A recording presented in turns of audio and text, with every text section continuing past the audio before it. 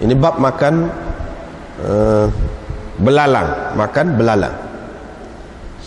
Dengan sanadnya Imam Bukhari meriwayatkan dari Ibni Abi Aufa, katanya kami telah berperang bersama Nabi SAW sebanyak 7 peperangan atau 6. Kami makan belalang bersamanya. Sufyan berkata, Sufyan dan Abu Awanah dan Israel meriwayatkan dari Abi Ya'fur dari Ibni Abi Aufa 7 kali peperangan. 7 peperangan. Babu aniyatil majus wal maitah. Ini bab bekas atau bejana orang-orang Majusi dan bangkai. Diriwayatkan dari Abu Tha'labah Al-Khushani, katanya saya datang kepada Nabi SAW. Saya berkata, wahai Rasulullah, kami berada di bumi ahli kitab. Kami makan dalam bekas mereka, dalam bekas mereka, dan kami berada di bumi yang banyak binatang buruan. Saya berburu dengan anak panah saya dan berburu dengan anjing saya yang telah diajar ataupun yang terdidik, dan dengan anjing saya yang tidak diajar atau tidak terdidik. Maka Nabi SAW bersabda, adapun apa yang engkau sebutkan bahawa kamu berada di bumi ahli kitab, maka janganlah kamu makan dalam bekas mereka, kecuali kamu tidak ada jalan yang lain. Sekiranya kamu tidak mendapat jalan yang lain, maka basuhlah dan makanlah. Dan apa yang engkau sebutkan bahawa kamu berada di bumi yang banyak binatang buruan, famasidta biqausik, apa-apa yang engkau buru dengan anak panah engkau, maka sebutlah nama Allah dan makanlah. Dan apa yang engkau buru dengan anjing engkau yang diajar itu, maka sebutlah nama Allah dan makanlah. Dan apa yang engkau buru dengan anjing engkau yang tidak diajar itu, fa'adrakta zakatahu, dan engkau sempat menyembelihnya, fakulhu, maka makanlah. Dengan sanadnya lagi Imam Bukhari meriwayatkan dari Salamah bin Al-Aqwa', katanya pada petang hari penaklukan Khaybar, sahabat-sahabat telah menyalakan api. Nabi SAW pun bertanya, untuk apa kamu nyalakan api? Mereka berkata, daging himar insiyah, yakni untuk memasak daging kaldai kampung. Nabi SAW pun kata, ahriqu ma fiha, tuangkan, lerakkan apa yang ada di dalamnya. Waksiru quduraha, dan pecahkan periuk-periuknya. Maka bangun seorang dari ramai-ramai itu, dia berkata, bolehkah kami tuangkan isinya? Bolehkah kami tuangkan apa yang berada dalam periuk itu dan kami membasuhkan periuk itu? Yakni kami tidak memecahkan periuk itu, kami basuh saja. Nabi SAW pun kata, atau itu, atau begitu, sama ada pecah atau basuh maksudnya. Ini bab tasmiyah ketika menyembelih binatang. Dan orang yang meninggalkan dengan sengaja bacaan bismillah, kata Ibnu Abbas, sesiapa yang terlupa, fala ba'sa, tidak mengapa. Terlupa apa? Terlupa baca bismillah pada ketika nak sembelih.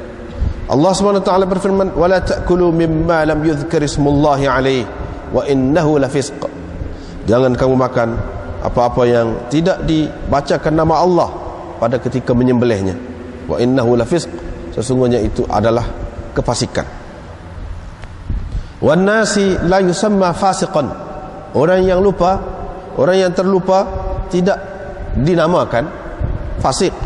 Dan firman Allah Ta'ala, wa inna syayatin la yuhuna ila awliyaihim liyujadilukum wa in ata'tumuhum innakum la musyrikun. Wa inna syayatina, dan syaitan-syaitan itu membisikkan kepada pengikut-pengikut dia, liyujadilukum, untuk berbantah dengan kamu, untuk berdebat dengan kamu. Sekiranya kamu ikut mereka, kalau begitu kamu sudah jadi musyrik. Wa in ata'tumuhum innakum lamusyrikun. Kalau kamu ikut mereka, maka kamu betul-betul jadi musyrik. Diriwayatkan dari Rafi' bin Khadij, katanya kami bersama Nabi sallallahu alaihi wasallam di Dzul Hulaifah. Orang ramai berasa lapar. Fa asabna ibilan, kami telah pun mendapat unta dan kambing. Ini dari peperangan lah, hasil peperangan ataupun hasil faid. Nabi sallallahu alaihi wasallam berada di bahagian belakang. Sahabat-sahabat yang ramai itu. Fa'ajjalu, mereka bersegera ke depan. Fanasabul qudur, dan mereka letakkan tungku untuk meletakkan periuk buat memasak. Fadufi'an Nabi sallallahu alaihi wasallam ilaihim, Nabi pun tergesa-gesa pergi kepada mereka setelah diberitahu. Fa'amara bil qudur fa'ukfi'at, Nabi sallallahu alaihi wasallam memerintahkan supaya periuk itu dibalikkan. Maka dibalikkanlah periuk-periuk itu. Thumma qasama, kemudian Nabi sallallahu alaihi wasallam membagi-bagikan binatang itu. Fa'adalah, Nabi sallallahu alaihi wasallam menyamakan 10 ekor kambing dengan seekor unta. Fanadda minha ba'irun, tiba-tiba terlepas lari seekor unta dari sekian banyak unta-unta itu.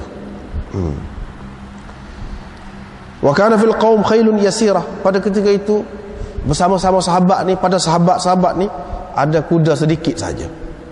Mereka pun mencari unta yang hilang itu, tetapi memenatkan mereka, pencarian itu memenatkan mereka.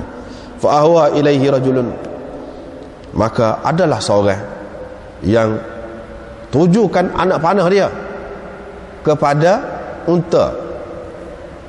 unta yang lari itu. Fa habasahu Allah, Allah pun menghentikan unta itu, berhentilah. Nabi sallallahu alaihi wasallam pun kata, inna li hadhihi al-bahaim awabid ka awabidil wahsh, sesungguhnya binatang-binatang ternakan ini, binatang-binatang ternakan ini culas, ada ketikanya culas seperti culasnya binatang-binatang liar itu. Fama nadda minkum fama nadda alaikum minha, mana-mana binatang yang lari dari kamu, yang terlepas lari dari kamu, fasna'u bihi hakadha, kamu buatlah begini terhadapnya. Buatlah gunilah cara nak menguasainya, panah ke ataupun apa ke. Qala, kata Abayah, wa qala jaddi, datuk saya berkata, yakni Rafi' bin Khadij berkata, sesungguhnya kami mengharapkan atau kami risau, kami bimbang, kami akan menemui musuh besok, padahal kami tidak mempunyai pisau. Bolehkah kami menyembelih binatang dengan buluh? Qala, Nabi sallallahu alaihi wasallam menjawab, ma anharad dam, apa-apa yang mengalirkan darah dan dibacakan nama Allah, disebutkan nama Allah pada ketika menyembelihnya, fakul, makanlah, boleh dimakan. Laisa sin, tidak boleh gigi, dan zufr, kuku tak boleh. Wa sa'ukhbirukum anhu, nanti saya ceritakan kepada kamu tentangnya, sebab apa tak boleh. Adapun kuku itu, adapun ini gigi itu, fa'azmun, ia adalah tulang, termasuk tulang. Wa amma zufr, dan kuku itu, famudal habasyah, maka ia adalah pisau orang-orang Habsyah. Ini bab menyatakan binatang yang disembelih kerana patung dan berhala-berhala, patung-patung dan berhala-berhala. Diriwayatkan dari Salim bahawa dia mendengar Abdullah, yakni ayahnya Abdullah bin Umar, menceritakan dari Rasulullah sallallahu alaihi wasallam bahawa dia bertemu Zaid bin Amr bin Nufail di bahagian bawah, bi asfali baldah, bahagian bawah baldah, bawah satu tempat. Peristiwa pertemuan ini berlaku sebelum diturunkan wahyu kepada Rasulullah sallallahu alaihi wasallam.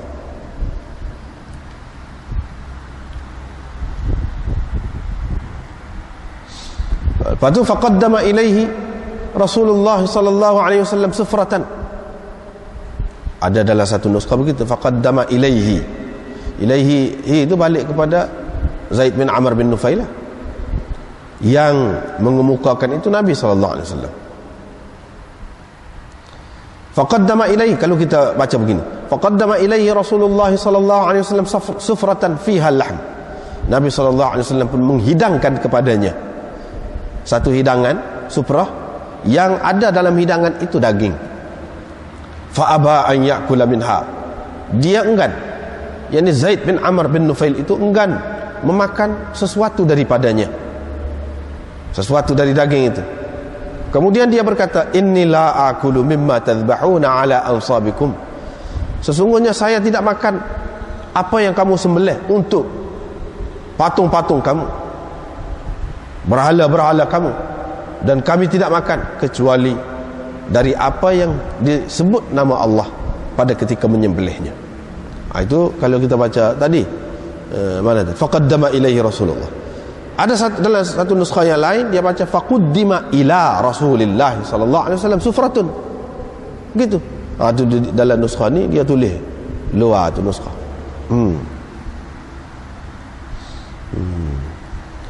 Kalau kita baca begitu, ila dikemukakan, dihidangkan kepada Rasulullah sallallahu alaihi wasallam satu suprah yang mana dalamnya tu ada daging.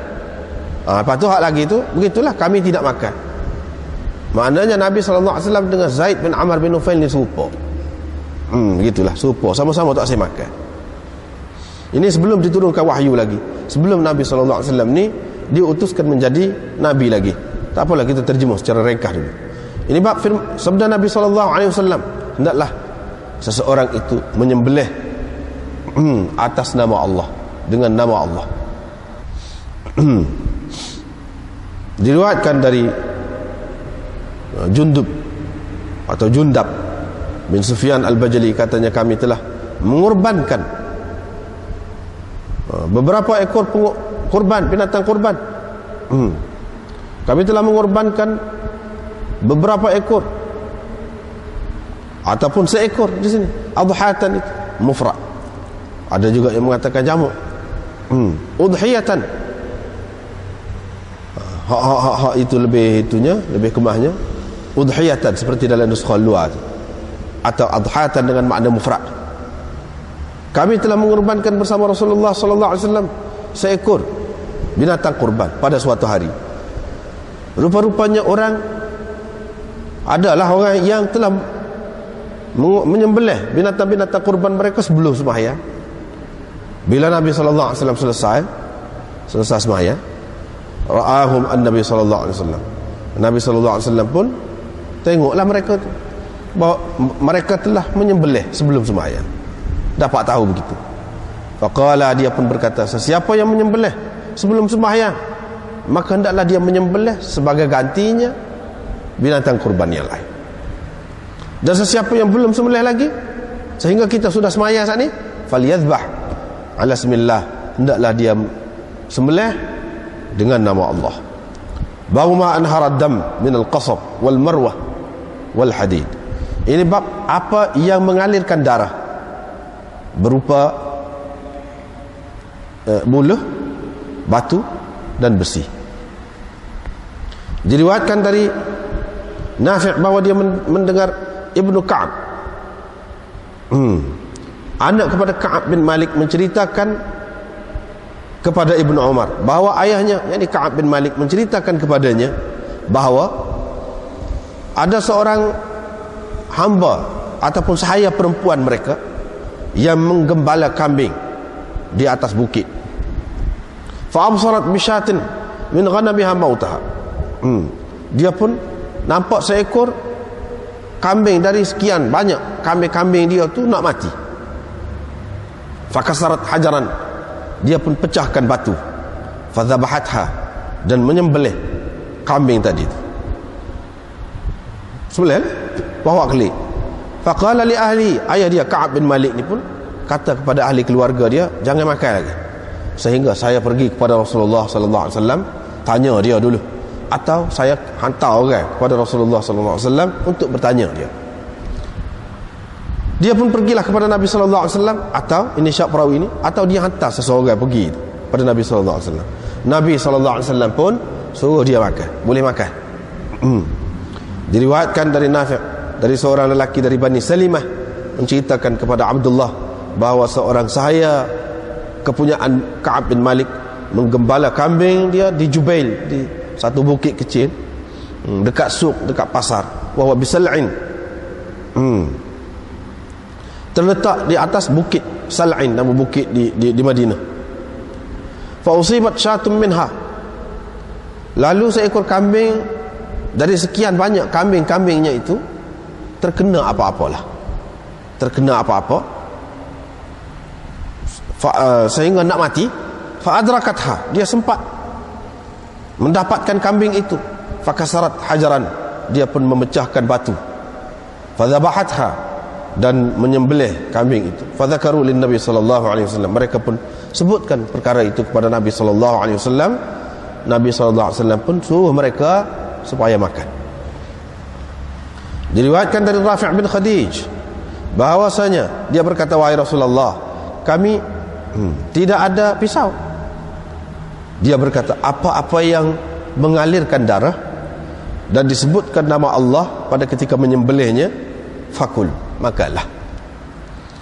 Tidak boleh yang disembelih dengan gigi dan kuku. Adapun kuku itu adalah pisau orang Habsyah.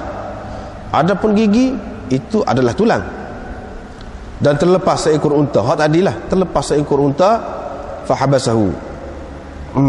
Selepas itu unta itu dapat dikuasai lah, dapat ditahan. Faqala, Nabi sallallahu alaihi wasallam berkata, inna li hadhihi al-ibil awabid ka awabidil wahsh.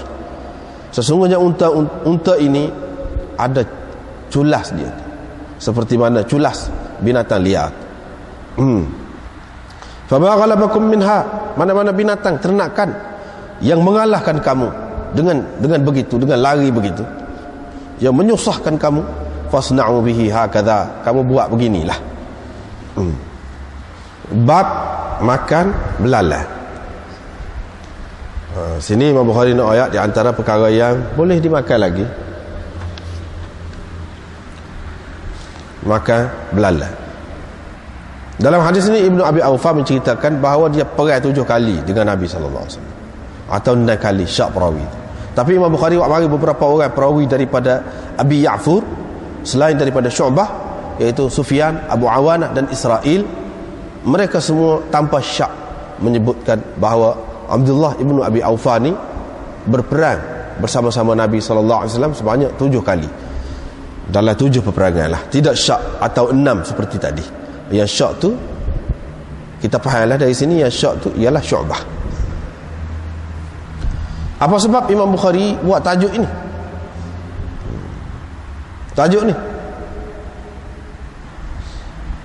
dia nak ayat satunya harus boleh makan belalang, boleh.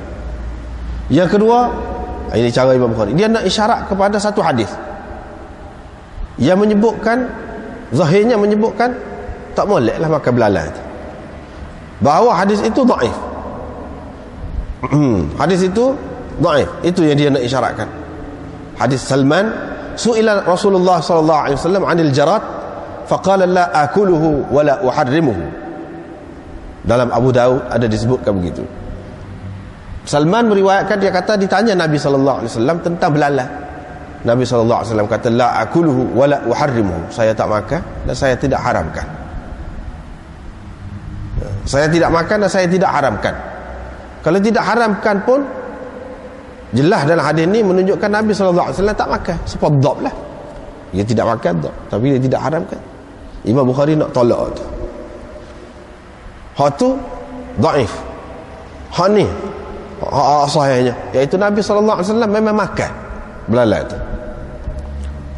Memang makan belalang tu. Tapi ada pula golongan yang kata Nabi sallallahu alaihi wasallam tak makan tu, dia kata tak, tidak. Sini boleh jadi Ibnu Abi Aufa ni nak ayat kami berperang bersama Nabi sallallahu alaihi wasallam dalam 7 peperangan. Nak ayat perang sekali, bukan makan belalang tu sekali. Kami yang makan belalang. dalam peperangan itu. Nabi SAW tidak makan. Hanya Nabi ada sekali. Dia nak ayat gitu. Kurang-kurangnya kalau Nabi SAW ni tak makan walaupun harus,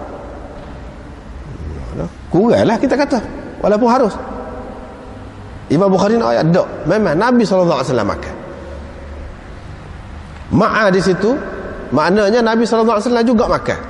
Dan inilah juga yang disebutkan di dalam apa ni, dalam kitab Tib Abu Nu'aim. Kitab Tib Abu Nu'aim, bahawa Nabi SAW makan. Tengok nombor 8, hasyiah nombor 8. Ma'ahu yahtamilu an yakuna yurid bil ma'iyyah mujarrad al-ghazwah duna ma tabi'ahu min akli al-jarad, wa yahtamilu an yurida ma'a aklahu. Boleh jadi yang dimaksudkan dengan ma'a itu makna Nabi SAW makan sekali. Wa yadullu ala thani, menunjukkan kepada yang kedua ni, annahu waqa'a fi riwayati Abi Nu'aim, dalam riwayat Abi Nu'aim fi tib wa ya'kuluhu ma'ana. Jelas Nabi SAW makan belalang itu bersama kami. Dalam kitab Tib Abu Nu'aim ada sebut begitu. Sebab boleh jadi orang kata ni ma'a tu sekali perai, bukan ma'a tu makna makan sekali. Boleh jadi orang takwil begitu. Hadis Bukhari ni, tapi bagi Imam Bukhari nya dia jelas dah makna Nabi SAW makan sekali dengan dia mati.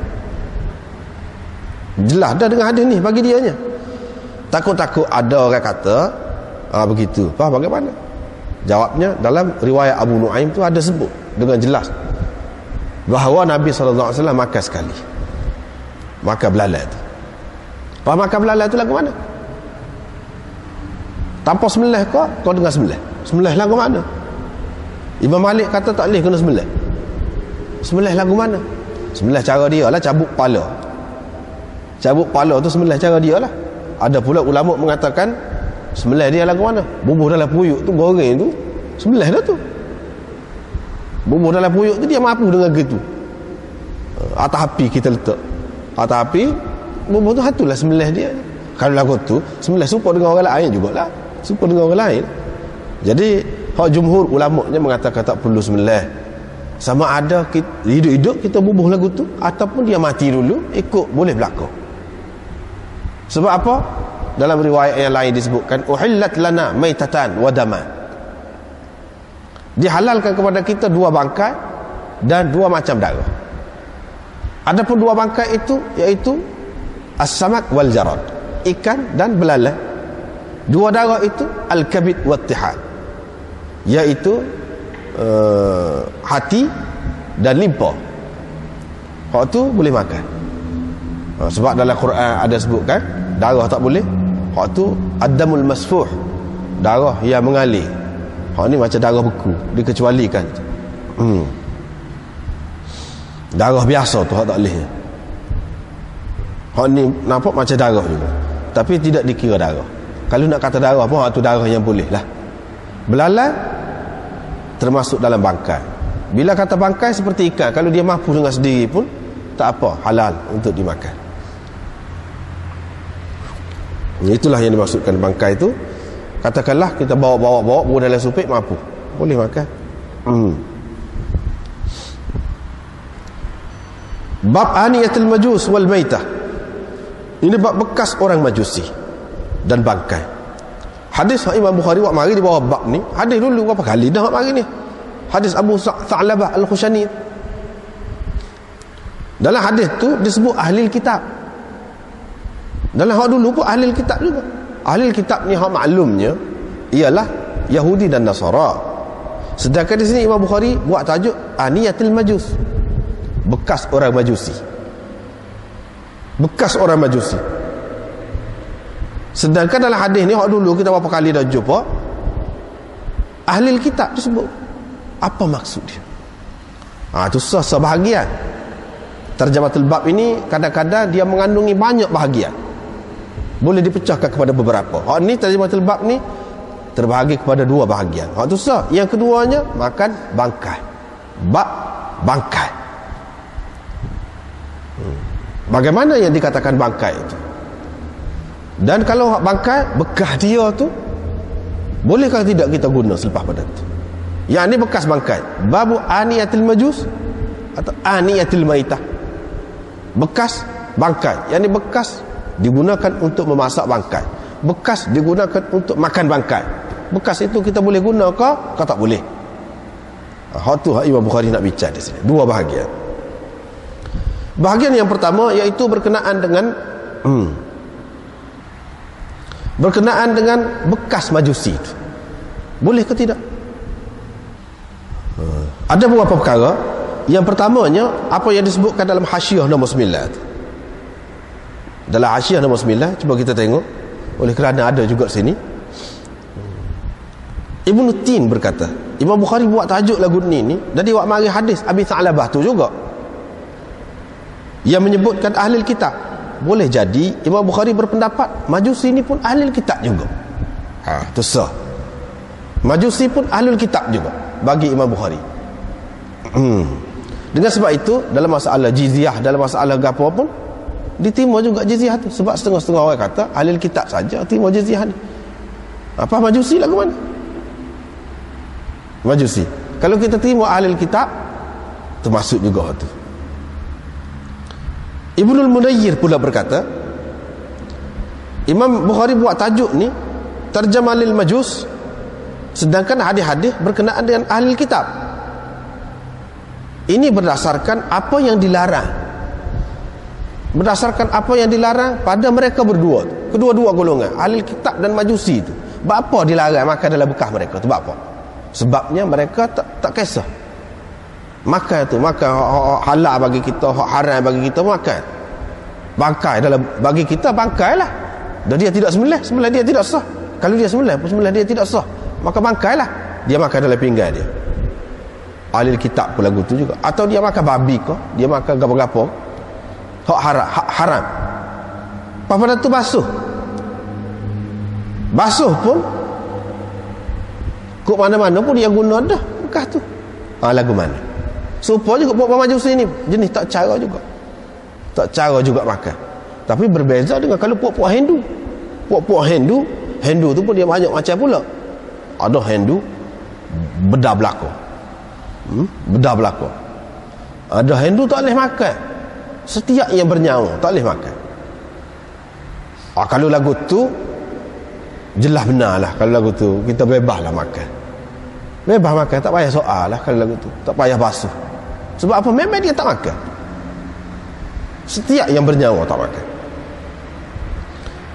Tapi Majusi ni tidak gitu. Nabi SAW kata dalam hadis ahli kitab ni termasuk tu juga.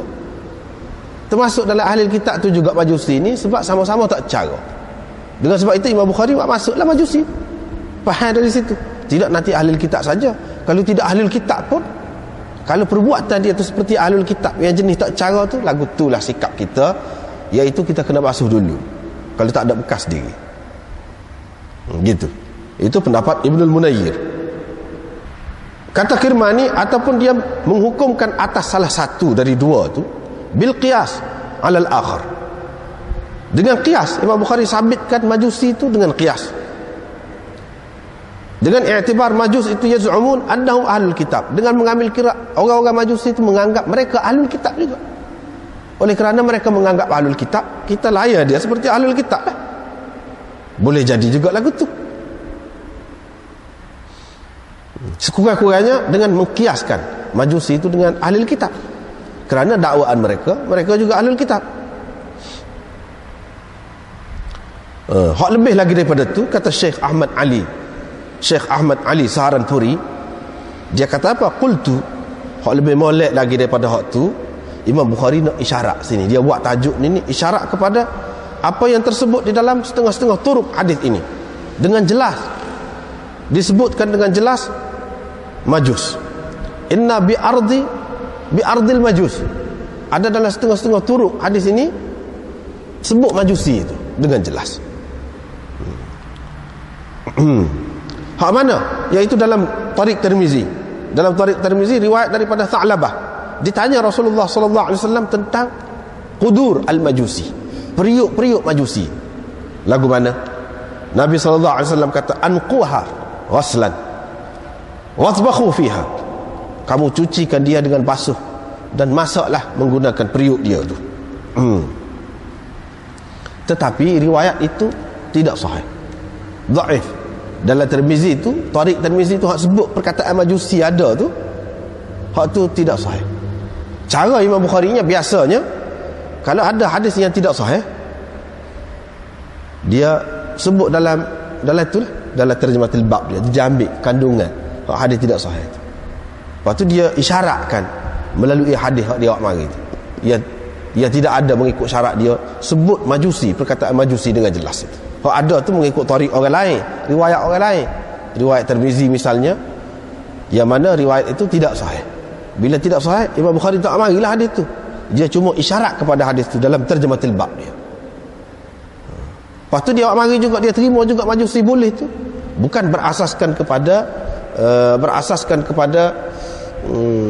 hadis tadi. Sebab bila hadis itu dhaif, tak boleh kita nak jadikan sandaran dalam masalah hukum ini. Imam Bukhari sabitkan itu berdasarkan qiyas ataupun ilhaq. Sebabnya bagi Imam Bukhari, majusi itu pun ahli kitab juga. Sebagaimana hukum ahli kitab dalam bab tu, hukum untuk majusi pun begitu juga. Itulah dia sabitkan berdasarkan qiyas. Al-maitah, bekas bangkai. Di mana ni? Dalam hadis yang kedua pun ada, dalam hadis yang pertama tu pun ada. Ahli kitab ni dia makan barang yang tidak sembelih, ataupun kalau sembelih pun tidak sah mengikut kita. Walaupun ada khilaf berkenaan dengan ahli kitab itu tentang sembelih dia tu. Khilaf pun hak dia sembelih tu, kalau hak kita boleh makan. Kalau dia sembelih hak kita tak boleh makan, tak boleh sepatutnya tu. Babi dia sembelih, tak boleh. Hak ulama kata hak berdasarkan Quran sebut halal untuk kita makanan ahli kitab. Hak tu kalau makanan tu hak halal untuk kita. Kalau hak haram untuk kita, ya sembelih pun tak ada apa. Jadi bangkai sepatutnya bekas hak digunakan itu oleh mereka tu. Bekas bangkai. Hak dalam hadis yang kedua, sahabat-sahabat ni masak daging himar, daging kaldai kampung. Bila masak, Nabi SAW suruh lerak, suruh habis, suruh katak, pecah puyuk tu. Ataupun dah sahabat tanya bagaimana kalau kita buah, lepas tu kita basuh, boleh guna pula puyuk. Nabi kata ikut lagu tu pun boleh juga. Imam Bukhari nak ayatnya bekas bangkai pun setelah kita basuh tak apa. Hak ni sahabat-sahabat tak sembelih ke? Sembelih. Apa-apa bangkai juga. Dah tak sah. Dah haram, sembelih pun tak boleh. Sembelih ni baru boleh, baru halal kepada kita kalau memang makanan itu binatang itu halal, baru boleh sembelih. Dah himar ni tidak halal. Dengan sebab itu jadi bangkai lah bila tidak halal. Walaupun orang Islam yang mematikannya, walaupun dengan sembelih, tapi dia tetap bangkai. Imam Bukhari nak ayat bangkai itu lagu mana? Tidak semesti hak tidak sembelih. Hak sembelih pun jadi bangkai juga kalau benda tu tak boleh makan. Kalau benda tu tak boleh makan atau tak cukup syarat, jadi bangkai juga. Masalahnya bila bangkai, orang guna dah puyuk tadi, kita tak boleh guna pula ke puyuk tadi. Itu dia nak ayat. Boleh guna setelah dibasuh lah. Setelah dibasuh boleh guna. Ini bab tasmiyah ala dhabihah. Baca bismillah pada ketika menyembelih. Baca bismillah pada ketika menyembelih binatang. Dhabihah. Dhabihah fa'il bermakna al-maf'ul. Al-madhbuhah. Al-hayawanat al-madhbuhah. Fa'il bermakna al-maf'ul. Baca bismillah pada ketika menyembelih binatang yang hendak disembelih tu. Imam Bukhari nak ayat masalah baca bismillah pula. Apa hukumnya? Dah tadi sembelih, sahabat sembelih. Kalau binatang tu tidak halal, bangkai juga jadi. Lepas pada tu kalau sembelih binatang tu halal, tak baca bismillah, bagaimana? Mengikut setengah-setengah ulama jadi bangkai juga, tak boleh. Imam Bukhari nak ayat tu khilaf tu. Dia nak ayat kepada khilaf tu. Orang yang meninggalkan dengan sengaja dan orang yang meninggalkan dengan sengaja bismillah tu, apa hukum dia? Ibnu Abbas berkata orang yang terlupa tak apa, Kalau terlupa tak apa. Kalau dengan sengaja tak boleh. Kalau dengan sengaja tak boleh. Itulah pendapat jumhur ulama. Pendapat jumhur ulama. Iaitu kalau dengan sengaja tak boleh. Kalau terlupa tak apa. Lepas tu dia amari ayat ni. Jangan kamu makan binatang yang disembelih dengan tidak disebutkan nama Allah pada ketika menyembelih. Itu adalah kefasikan. Dia kata orang yang terlupa tidak dinamakan fasik. Kalau orang tu terlupa dia melakukan kesalahan, jadi fasik, banyak benarlah fasik. Hak jadi fasik tu dengan sengaja. Di sini pun kalau orang terlupa tu dia sembelih tu tidak fasik lah, berdasarkan ayat ni. Bahkan kalau fasik tu makna kesalahan besar. Benda tu haram dia buat tu, haram dia buat. Haram dia buat, kalau boleh makan juga. Haram apa? Tak ada bazir apa. Ni dah sembelih dah, tak boleh makan. Kan bazir tu menyakiti binatang sekarang. Waktu tak boleh makan, bazir. Barulah ada makna haram tu. Kalau boleh makan juga, apa makna haram? Kita tahu mana haram tu, pasal dia sebut lafis fasik. Besar apa makna dia tu. Dia mari ayat tu. Tak apalah. Dulu kita sudah jumpa dah di awal bab ni. Cuba kita tengok sana. Kitabuz Dzabaih was-Sayd wat-Tasmiyah. Tetapi yang disebut dulu tu secara sepintas lalu. Bukan disebutkan bil asalah. Tetapi disebutkan bit tab'i saja. Secara ikutan sepintas lalu. Bukan dimaksudkan di sana. Ataupun yang disebutkan di sana itu bismillah berkenaan dengan binatang buruan. Hak kita guna binatang buruan. Binatang perburuan kita lah, macam anjing, macam apa? Helang, harimau dan sebagainya yang kita guna untuk berburu. Pada ketika tu baca bismillah. Hak dulu tu maksud di situ bismillah tu. Hak ni bismillah untuk nak sembelih binatang hak tidak binatang buruan, binatang biasa. Itu beza dia tu. Bismillah di sini dengan bismillah sana. Walau bagaimanapun sudah disebutkan berkenaan dengan hukum bismillah tu di sana. Cuba tengok. Agak panjang juga disebut tu. Nombor 3. Cuba tengok. Innama dzakarta ismallah wa fihi ishtiratut tasmiyah. Li'annahu 'allala biqawli fa innama dzakarta ismallah 'ala kalbik wa lam tadhkurhu 'ala ghairihi. Wa qala Ibn Battal berkata, khilaf ulama tentang tasmiyah ala sayd wa dhabihah. Dua-dua sekali, ala sayd dan dhabihah. Khilaf ulama tentang bolehkah binatang yang diburu melalui binatang perburuan itu dimakan, dan begitu juga binatang yang disembelih ni kalau tidak baca bismillah. Bagaimana? Ruya an Muhammad bin Sirin wa Nafi' maula Abdullah wa Sya'bi annaha fariidatun faman taraka 'amidan aw sahiyan lam yu'kal ma dhabahu wa huwa qawlu Abi Thawr. Dan tak ada sebut di sini, Daud Zahiri juga mengatakan begitu. Yang pertama Ibnu Sirin, Nafi', Sya'bi mengatakan bismillah tu wajib dibaca. Kalau tak baca, terlupa ke tak kira, sengaja ke, kalau tak baca tak boleh makan, jadi bangkai. Ini pendapat mereka ini. Di kalangan ulama mujtahidin Abi Thawr dan Daud Zahiri.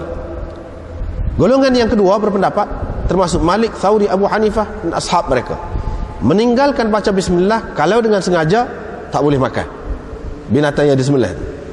Tapi kalau meninggalkannya dengan terlupa boleh dimakan. Kata Ibnul Munzir, inilah pendapat Ibnu Abbas, Abi Hurairah, Ibnul Musayyab, Hasan bin Salih, Tawus, Atha dan Hasan bin Abil Hasan, Abdurrahman bin Abi Layla, Ja'far bin Muhammad, Hakam, Rabi'ah, Ahmad, Ishaq. Ini sebab tu anda sebut tadi jumhur ulama mengatakan begitu. Kalau Imam Bukhari termasuk dalam hal ni, golongan yang kedua. Kalau terlupa tak apa, boleh makan. Kalau dengan sengaja tak baca, tak boleh. Artinya jadi bangkailah apa yang disembelih itu. Wa qala Syafi'i, Imam Syafi'i kata yu'kalu as-sayd wadh-dhabihah fil wajhain. Boleh dimakan binatang buruan dan juga binatang yang disembelih itu walaupun tidak disebut nama. Tidak disebut nama Allah. dengan sengaja ataupun terlupa, tak kira, boleh makan belaka. Boleh makan belaka. Imam Syafi'i pegang kat mana?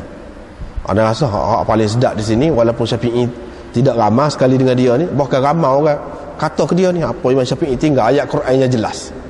Ramah ulama-ulama kata begitu. Tetapi bagi ana ada nampak kuat hak Syafi'i di sini ni. Sebab apa? Dia pakai wala ta'kulu mimma lam yuzkar ismullah alaih wa innahu lafisq. Hak ayat Imam Bukhari buat mari tadi tu dengan makna lagu lain. Orang lain kata wala ta'kulu mimma lam yuzkar ismullah alaih, jangan kamu makan binatang yang disembelih dengan tidak dibaca, tidak disebut nama Allah pada ketika sembelih. Yang ni binatang yang disembelih oleh orang Islam. Perbuatan yang seperti itu adalah suatu kefasikan. Imam Syafi'i tidak faham lagu tu. Dia faham lagu mana? Jangan kamu makan binatang yang tidak disembelih. Binatang yang disembelih dengan tidak menyebut nama Allah, tapi sebut nama lain. Nama berhala kau, nama Tok Pekong ke apa kau, nama hantu kau, ikutlah. Sebut nama lain atau tidak disebut, tetapi tidak Islam. Wa innahu lafisq. Itu adalah kefasikan. Itu adalah kefasikan. Itu bukan kefasikan dia tadi. Wa innahu lafisq wa innahu larijs. Itu adalah kotor, najis. Sebab tidak halal, najis.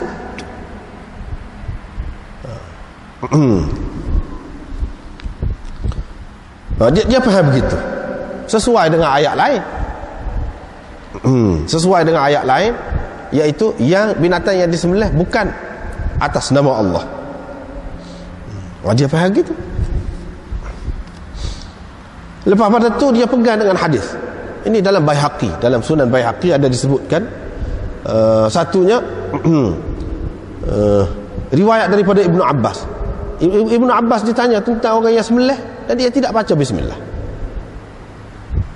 Ibnu Abbas kata al-muslim fihi ismullah wa illam yadhkur at-tasmiyah. Ibnu Abbas kata orang muslim itu dalam diri dia tu, pada dia tu sudah ada dah nama Allah, walaupun dia tidak baca bismillah pun.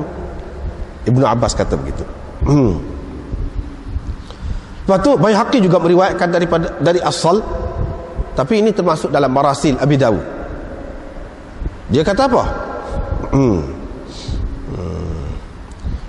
Riwayat daripada As-Sal katanya Rasulullah sallallahu alaihi wasallam bersabda, "Dhabihatul muslim halal.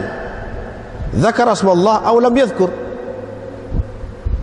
Innahu in dzakara lam yadhkur illa ismallah." Itu hadisnya. Yaitu sembelihan orang muslim itu halal, sama ada dia sebut nama Allah atau tidak sebut. Sebab kalau dia sebut, pasti dia tidak akan sebut kecuali nama Allah. Hadis itu. Tapi itu termasuk dalam Marasil Abi Daud, hadis mursal. Ini tersebut dalam Sunan Baihaqi. Inilah yang dipegang oleh Syafi'i. Walau bagaimanapun kita kena ingatlah, sebab ada yang kata siapa wajib lah tu, fardu lah tu, kena baca tu, kita kena jagalah. Kena jaga. Seboleh-bolehnya baca, jangan tinggal untuk nak melera khilaf tadi tu. Untuk nak melera khilaf tu.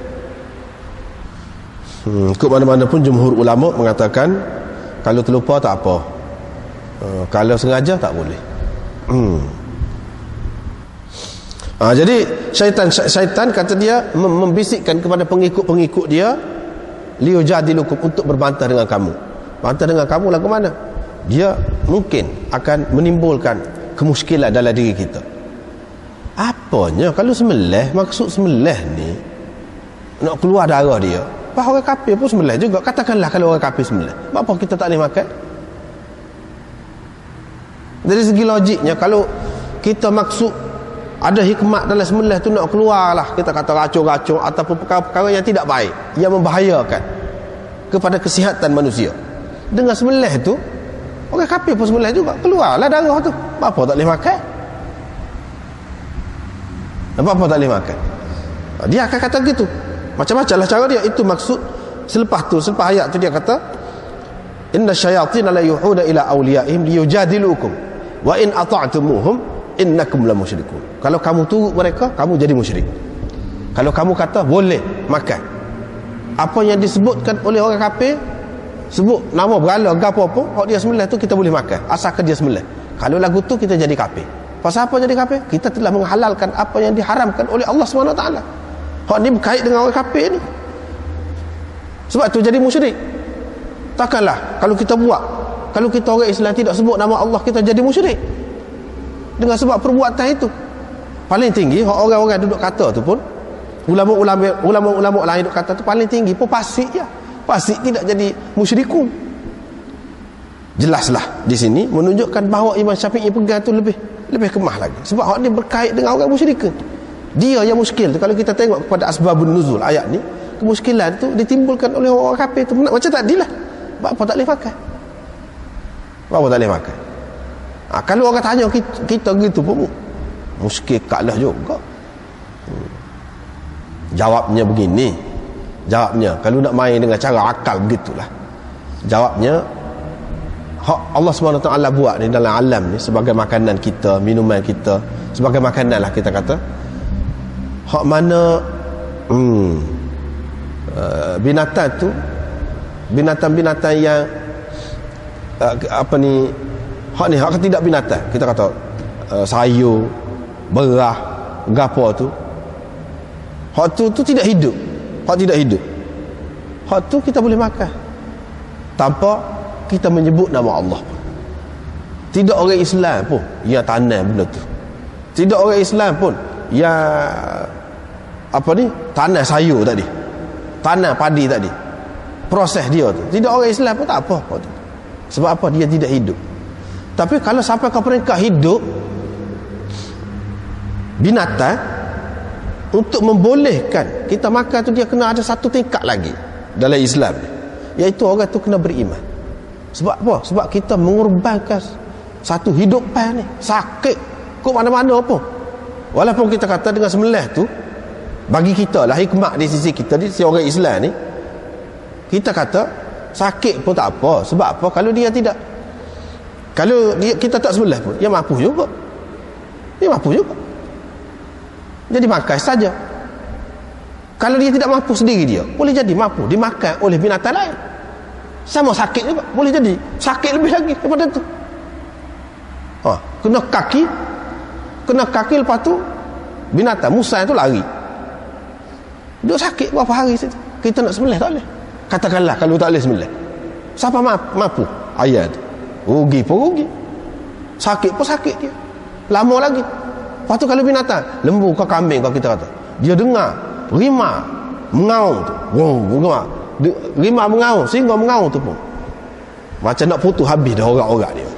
Saya sodah tu, lepas tu bergomong, mati juga. Siapa yang lebih berhak terhadap binatang tu? Siapa yang lebih berhak? Kalau binatang-binatang lain Allah SWT buat, boleh makan, memang rezeki Allah SWT bagi kepada masing-masing. Tetapi manusia lebih berhak lagi. Manusia lebih berhak lagi untuk mematikan binatang itu dengan cara-cara yang Islam ajar kepada kita tu, iaitu dengan cara sembelih sekejap, sebentar, lepas pada tu dia tak sakit. Lepas tu bukan saja-saja kalau sembelih saja memang haram, tak boleh. Sembelih untuk nak makan sebagai bahan makanan. Dua. Yang ketiga, kita sedar yang kita sembelih dia, yang kita kata kita boleh makan, kita sedar, kita akui ini kejadian Allah SWT. Baru boleh kita sembelih ni apabila kita terima dia yang menjadikan makhluk dia, kejadian dia, baru boleh. Kalau tidak, tidak ada hak, tidak ada kelayakan. Orang yang tidak percaya kepada Tuhan yang menjadikan ayam tu, menjadikan lembu tu, dia tidak ada hak untuk mematikan lembu itu. Sebab apa? Sakit juga ke mana-mana, sesa juga dia tu. Dia mesti mendapat kebenaran daripada Allah Subhanahu Wa Taala, bukan semata-mata dari segi ada racun ke, ada bahan perkara-perkara yang membahayakan. Kalau kita kata lagu tu, orang kafir boleh kata kita duk makan selama mana tu tak ada apa satu, boleh ada ramas pada demo juga, kata dia. Dia boleh kata lagu tu sehat, segar megah, super dengan orang lain. Payah tu. Yang lebih sesuai kita kata seperti tadi, ini kejadian Allah. Kita nak mati sesuatu hidupan ni kena pengesahan, kena dia yang membenarkan. Kita kena akui dia dulu. Kalau tidak ada hak. Tidak ada hak. Kalau binatang tu kepunyaan seseorang pun kita tidak ada hak nak sembelih tak tu kali. Padahal bukan orang yang menjadikan, milik sementara saja. Tuhan yang menjadikan. Kalau kita tidak terima Tuhan tu, begitulah. Baca bismillah ni apa tujuan? Nak suruh kita ingat dia, atas nama dia, dengan nama dia kita menghalalkan benda ni. Walaupun dia sakit, tak apa, moga dia membenarkan untuk kita atas dasar tu. Kalau tidak, tak boleh. Nah, begitu.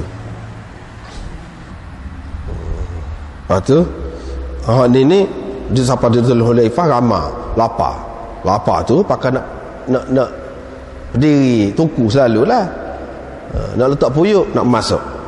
Bila nak masuk tu, orang pun rayak pada Nabi SAW, cepat-cepat Nabi pergi, suruh lerak belakang. Apa tak boleh tu? Apa tak boleh tu? Hak ni pula, adakah mereka tidak baca bismillah? Baca bismillah. Ataupun kalau tak baca pun tak jelas mana kita kata. Lepas tu, apakah yang disembelih ni hemar kah? Tidak hemar. Yang disembelih ni unta atau kambing yang disembelih. Apa yang Nabi SAW cepat-cepat pergi tu? Imam Bukhari nak ayat cepat-cepat pergi tu sebab ni hasil rampasan perang, belum lagi dibahagi. Bagaimana sudah sembelih dah ni? Tak boleh. Baru jadi halal apabila sudah menjadi hak kita betul-betul. Sebelum menjadi hak kita, bagaimana kita sembelih? Tidak halal juga. Jadi untuk menghalalkan sesuatu binatang tu dimakan, banyak syarat dia. Di antaranya bismillah, di antaranya benda tu kena halal. Kena halal tu binatang tu sendiri tu halal. Yang keduanya, kalau binatang tu sendiri halal tapi hak orang, tak boleh juga, tidak halal juga. Tak boleh makan juga, haram juga. Sebab itu dia suruh lerak habis apa yang ada dalam periuk itu. Pada tu Nabi SAW pun bagi, dia samakan 1 ekor unta dengan 10 ekor kambing. Kalau nak bagi kepada orang ni, katakanlah orang ni diberi 1 ekor unta, orang ni tak ada unta, adanya kambing, 10 ekor pun. 10 ekor tu dikira sama oleh Nabi SAW dengan unta tu. Sama ni, sama-sama kau gitu. Macam-macam lah pendapat ulama pula situ. Ada yang mengatakan sama-sama, ada yang mengatakan tidak. Hak ni mengikut keadaan semasa, mengikut nilai harga pada masa tu. Harga kambing ni 10 ekor sama dengan 1 ekor gitu. Boleh jadi kalau kambing tu mahal pula, tidak lagu tu. Hak ni bergantung kepada keadaan. Ada yang mengatakan begitu. Lepas tu larilah unta, terlepas 1 ekor. Nak cari payah, kuda tak banyak, nak kejar tak boleh. Cari-cari penat. Bila penat tu, ada satu orang tu dalam ramai-ramai panah kena, berhentilah. Berhenti. Tapi di sini tak ada disebut apabila berhenti itu mati gitu kah atau disembelih selepas tu. Ada 2 kemungkinan. Katakanlah kalau tidak disembelih, mati dengan begitu, bolehkah tidak makan? Bila dia sudah jadi seperti binatang buruan, seperti binatang liar, binatang hak dalam hutan tu, tak apalah tidak sembelih. Seperti binatang dalam hutan tu, kalau kita bedil ke ataupun kita panah ke apa ke, dia mati kita tak ada sembelih, asalkan kita baca bismillah, tak apalah. Hak ni pun begitu juga. Hak ni pun begitu juga. Bahkan Nabi SAW kata, binatang-binatang biasa ni hak tidak liar, kalau dia jadi liar benar, payah nak tangkap dia tu, kamu buat lagu ni lah semula. Kalau tidak dalam keadaan biasa, kita ada ayam dalam guk, kita panah dia atau kita bedil dia, biar mampu, tak boleh, haram makan. Jadi bangkai lagu tu, bangkai, tak boleh. Sebab apa? Sebab dia bukan binatang buruan. Hak boleh bedil tadi, panah ke ataupun gunakan sesuatu dari jauh, hak tu kalau binatang buruan, binatang liar, binatang hak dalam hutan tu. Ni ayah dalam guk kita, arnak dalam guk kita, tak boleh buat. Tapi kalau arnak hak dalam hutan hak liar ni tak apa. Kalau arnak dalam guk tu jadi bangkai. Hak tu yang Imam Bukhari nak ayat di sini hukum dari segi bangkai tu lagu mana, hak mana bangkai, hak mana tidak.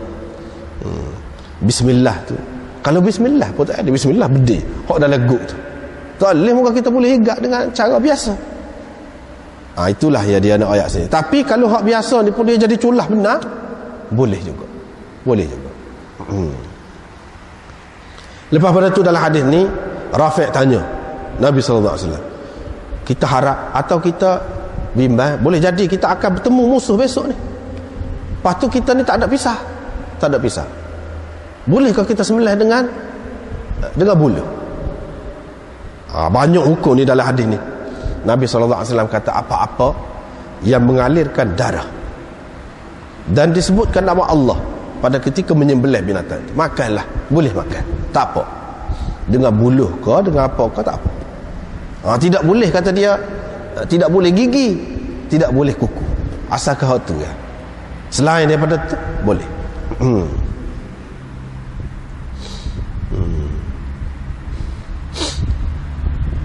Apa-apa ya, sahabat ni kata kita tak ada pisah, pas kita nak perai tak ada pisah, tak ada pedang kah, tak ada kelewar kah, tak ada golok kah? Kemuskilan. Jawabnya, Nabi SAW, sahabat-sahabat tanya begini ni, Nabi begini ni, sebab dia tak seguna pisah dia. Bila nak perai, jangan jadi tumpul lah pula. Kalau duduk semelih kau tu, duduk siang kau tu, ni jadi tumpul. Dan nak perai biar tajam betul-betul, tak seguna lah tu. Untuk sebelah dia tak ada suku pisah. Untuk nak perai je ada. Lagu mana? Bukan tak ada pisah, baru boleh buluh atau lain-lain itu tidak. Ni ada pisah, ada pedang, tapi untuk guna hak lain. Boleh ke tidak? Boleh juga dalam keadaan ada. Sebab tidak mungkin kalau zaman dulu lah nak perai tak ada pisah, tak ada pedang. Apa Nabi SAW tak kata tu pedang ada tu, nak perai lagu mana dah tak ada pedang. Sebenarnya dengan tu dia tak kata gitu. Dia ikut sahabat tanya. Jadi makna dia nak hak lain lah tu. Dia nak hak lain, bukan nak hak sedia ada. Dia pun wayak selalu buluh ke ataupun apa-apa lah yang mengalirkan darah, boleh makan. Boleh makan. Hak tak bolehnya kuku dan gigi. Gigi tu apa tak boleh? Pasal dia termasuk dalam tulang. Pas tulang tu apa tak boleh? Pasal dia tu makanan jin. Nak hormat kepada saudara jin. Ada yang mengatakan begitu. Pas kuku tu apa tak boleh? Dia sebut sebab itu adalah pisau orang-orang Habsyah. Pas orang Habsyah ni orang kafir, tak serupa dengan orang kafir. Hadis ni termasuk di bawah usul tak serupa dengan orang kafir. Tak serupa tu banyak perkara lah, termasuk inilah salah satunya. Tak serupa. Tapi Imam Abu Hanifah mengatakan pendapat dia lagu lain pula. Dia kata tidak mutlak ni, gigi gapo ni, kuku ni tak boleh, ni tidak mutlak. Dalam keadaan tertentu, ketika ada macam ni, maklum orang dia tu guna begitu. Tapi kalau tidak guna, kuku tu misalnya kita kata ambil kuku tu, sukukan, asingkan kuku, bukan di tangan. Lepas tu betul-betul kita tajam kuku ke dia, kuku tangan kecil je kita kata, kuku binatang lain lah, kuku binatang lain boleh kita guna. Pas gigi pun lagu tu juga, tulang pun lagu tu juga boleh, asalkan tajam. Hak sini dia kata tak boleh ni sebab biasanya tidak tajam, payah. Bila tidak tajam jadi menyeksakan binatang. Satu. Yang kedua, binatang tu tidak akan mati dengan sebab luka, dengan sebab putus orang tu, tapi mati kerana tercekik. Sebab itu tak boleh. Tapi kalau sekiranya boleh kita pertajamkan, sebab kalau tanya kalau tanya tulang lah, tulang biasanya payah nak cari hak tajam. Hak tajam betul. Kalau kata boleh, mungkin ambil mana-mana tulang. Hak dia maksudnya di sini apa-apa yang mengalirkan darah. Biasanya tulang tidak begitu. Tapi kalau kita ada tulang yang boleh mengalirkan darah, itu mengikut Imam Abu Hanifah, tak apa. Hak ni mengikut kebiasaan, kebanyakan pada masa itu. Tak serupa dengan puak-puak ni. Puak-puak tu dia cekik. Bukan yang penting bagi dia putus orang mana-mana, dia cekik. Mati dengan tercekik. Termasuk di dalam ayat wal munkhaniqatu tu. Tak boleh lah tu. Tapi katakanlah kuku tu disiapkan dengan cara lain. Tajam betul. Tak apa kata. Apalagi kalau pada masa tu tak ada dah serupa dengan orang tu, serupa dengan orang ni, tak ada. Boleh kata dia. Ini maksud lain ni. Yang jadi tak boleh tu sebab lain. Bukan benda tu sendiri tak boleh. Tak. Sebab lain. Sebab serupa dengan orang kafir. Tak siwi serupa dengan dia. Lepas tu sebab mati tercekik, bukan tajam. Babu ma dzubiha 'ala an-nusub wal asnam.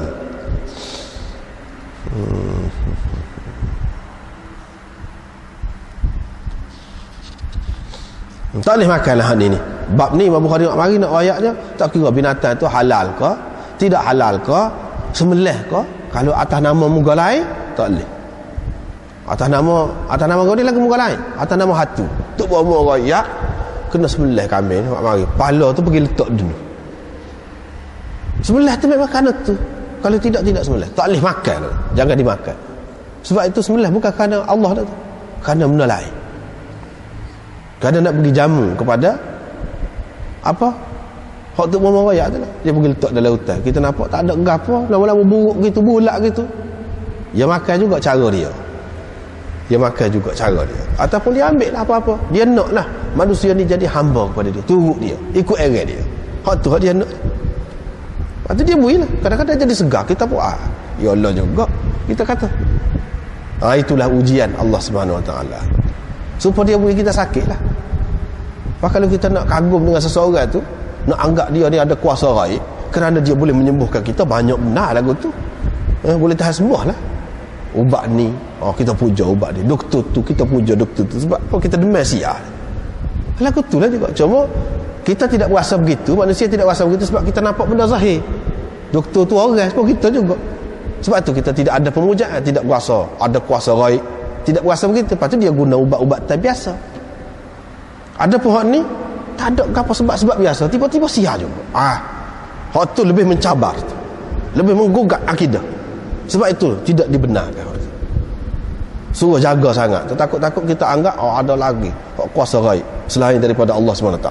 Tak payah minta dengan Allah SWT lah kalau lagu tu. Kita berdoa pun tak jadi juga.